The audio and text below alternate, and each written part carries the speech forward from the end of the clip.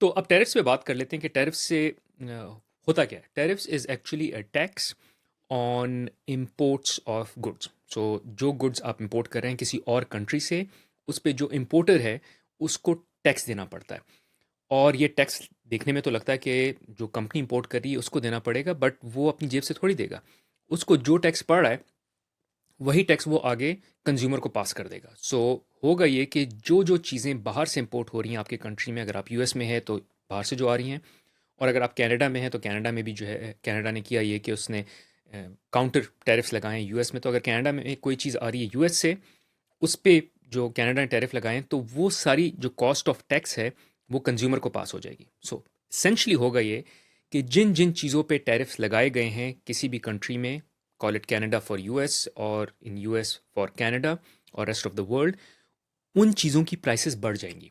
और जितना टैरिफ लगा है ऑलमोस्ट उसी हिसाब से, उसी ट्यून में उसकी प्राइसेस बढ़ जाएंगी। सो इवेंचुअली इस टैरिफ के पैसे जो हैं वो कंट्री नहीं दे रही जहाँ से गुड्स आ रहे हैं, वो कंपनी नहीं दे रही जहाँ जो इंपोर्ट कर रही है। मैंने और आपने देने हैं जब वो चीज़ हम परचेज करें।